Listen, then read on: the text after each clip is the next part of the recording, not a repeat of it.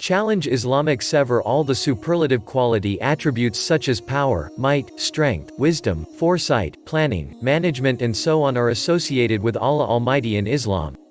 For Muslims, He is the supreme in everything and everything that is created by Him is resultantly unmatchable and unsurpassable.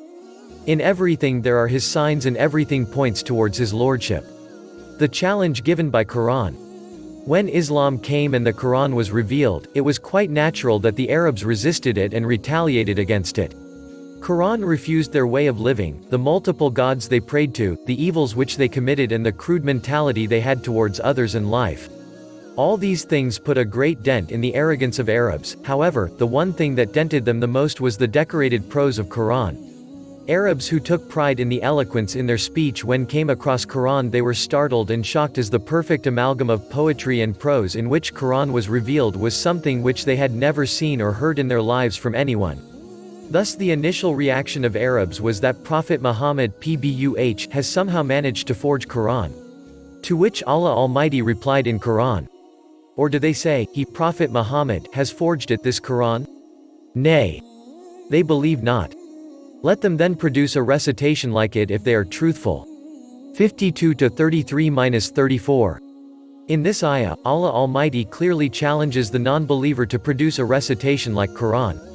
Arabs were illiterate but not stupid that they wouldn't understand the fact that they could never produce a verse like it.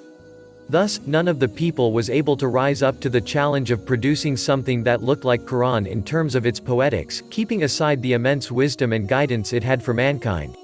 This was an open and greater challenge for the disbeliever and they failed miserably in rising up to the challenge of producing a book like Qur'an. Allah made the challenge simpler for them as mentioned in Qur'an.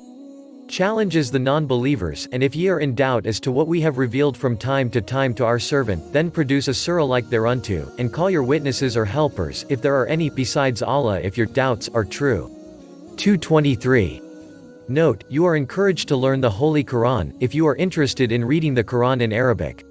For that, you can take benefit of Qur'an readings online Qur'an tutoring classes to improve your Qur'an reading skills.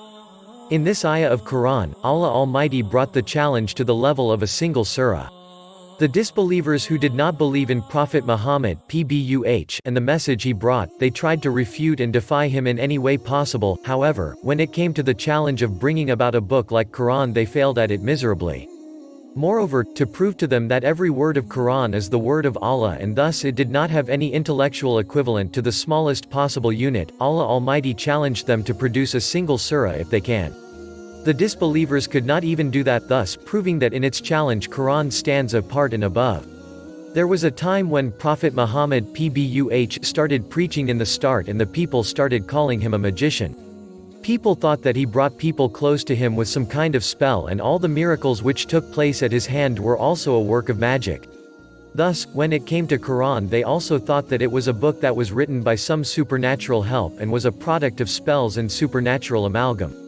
Allah Almighty in Qur'an even challenged that as well by saying, the Holy Qur'an challenge, say, if the whole of mankind and jinns were to gather together to produce the like of this Qur'an, they could not produce the like thereof, even if they backed up each other with help and support. 17-88. In this ayah another challenge is put forward to the disbelievers and that is of producing something like Qur'an even by taking help from jinns.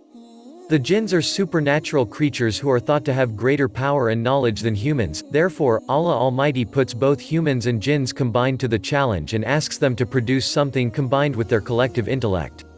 Allah says that even if they both supported each other they could not produce something like Qur'an, which proves the fact that it is neither the word of man nor of jinns, rather it is the word of Allah who is all-wise and of greatest intellect. Conclusion. In short, if we keep the wisdom and knowledge which the verses of the Qur'an embody aside, even then it is no less than a miracle because the construction of it in terms of its poetic merits is unmatchable and no single book has been produced before or since the revelation of Qur'an that could stand with it in this regard. The production of something like Qur'an still stands as an open challenge to all those who do not believe or doubt the Qur'an.